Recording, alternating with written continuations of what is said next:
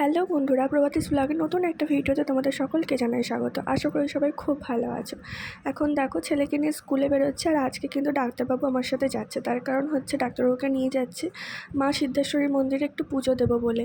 আসলে কি বলো তো, আমাদের আজকে ইচ্ছা ছিল একটু অন্য জায়গায় মানে কালীঘাটে যাওয়ার, কিন্তু সময় হয়ে উঠবে না। ছেলের তো এখন 1.5 ঘন্টা করে স্কুল হচ্ছে, মানে 7টা থেকে 8:30 পর্যন্ত। তো 8:30টায় ছুটি, আর ছেলেকে নিয়ে যেতে গেলে অনেকটা লেট হয়ে যাবে, কারণ বাড়িতে তো আরও অনেক কিছু কাজ আছে। সেই কারণে ভাবলাম মা সিদ্ধেশ্বরীর মন্দিরেই পুজো দিয়ে দিই। আসলে মা আমাদের ওখানে কালী মন্দিরে পুজো দিয়ে দিয়েছে, তো সেই কারণে আমি ভাবলাম তাহলে যখন যাচ্ছি স্কুলে তাহলে ওখানে পুজো দিয়ে দিই। ডাক্তারবাবুকেও স্নান করিয়ে মানে স্নান করতে বলেছি। ডাক্তারবাবু স্নান করে, আমিও স্নান করে, মানে আমি তো নতুন পরেছি কুর্তি, আর ডাক্তারবাবু কাচা জামাকাপড় সব পরে এসেছে।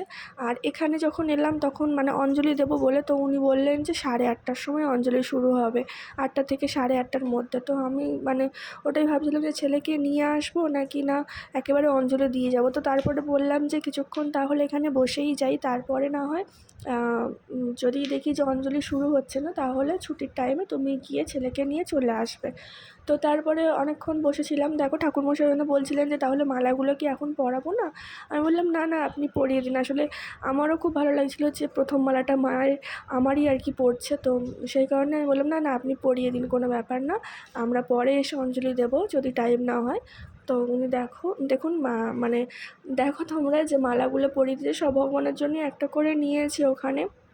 তো স্কুল থেকে ছেলেকে নিয়ে এলাম, ছেলেকে নিতে দিতে আমাদের একটু দেরি হয়ে গিয়েছিল, আর তারাতলায় একটু কচুরি খেয়েছিলাম, কচুরি খেয়ে আর বাড়ি এসেছি।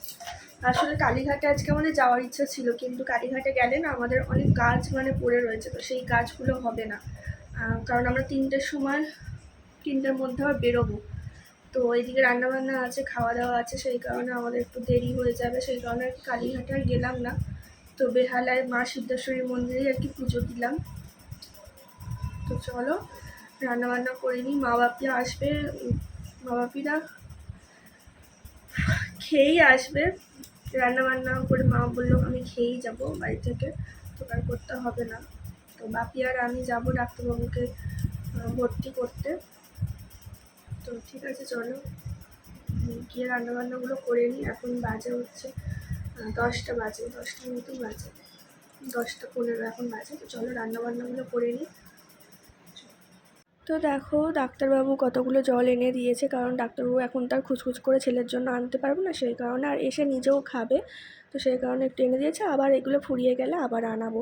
আর দেখো আমি অনেক কাচাকুচি করেছি রান্নাবান্না করে, তার কারণ হচ্ছে মা তো আসবে, আর শাড়ি দুটো না কাচা হয়নি, তো সেই কারণে কাচাকুচি করছি, না হলে আমার মা সব টেনে টেনে কাচবে এগুলো। আমি জানি এগুলো কেন, বাদবাকি প্রতিদিন আমার মা কেচে দেবে সেটা কথা না, কিন্তু তাও কিছুটা কেচে রেখে দিলাম যাতে মা বেশি না কাচাকুচি করতে পারে। আর একটু পরেই আমরা বেরোবো, এই কারণে ভালো লাগছে না শুতে। হ্যাঁ, তো মানে একটু শুয়ে পড়েছিলাম কিন্তু ঘুম আসছে না, উঠে পড়লাম, উঠে পড়ে একটুখানি ছাদে ঘোরাঘুরি করছি, এই হচ্ছে ব্যাপার। ডাক্তারবাবুকে বললাম তুমি আধ ঘন্টার জন্য শো। আসলে 2:30টার সময় ডাক্তারবাবু শুয়েছে, আর আমাদের বেরোনোর ছিল হচ্ছে 3টের সময়। তো ডাক্তারবাবুকে বললাম তুমি আধ ঘন্টার জন্য শো, না হলে শরীরটা খারাপ লাগবে। আসলে ওর মাথার খুব যন্ত্রণা হচ্ছিল, তো একটু শুতে বলেছি। আর এখানে দেখো আমাদের ছাদটায় কেমন জল জমে থাকে, বৃষ্টি হলে মানে এরকমই জল জমেই থাকে। আর আমি তো ছাদে কাচাকুচি করি, যার জন্য ছাদে জলটা পড়ে, তো জমে থাকে। আর পিছনটা দেখো একদম বন জঙ্গল হয়ে গিয়েছে, তো মানে কিছুতেই কিছু মানে করা যাচ্ছে না। এত পরিষ্কার করা হচ্ছে, পিছনটাও পরিষ্কার করে দেওয়া হচ্ছে, কিন্তু সেই বন জঙ্গল হয়েই যাচ্ছে। বর্ষাকাল না। আমরা দেখো টাইমের আগেই কিন্তু চলে এসেছি। বাপি ট্যাক্সি করেছিল, আর বাপি এসে একটু রেস্ট নিতে পারেনি, মানে এসেই আবার ফিরে বেরিয়ে পড়েছি আমরা।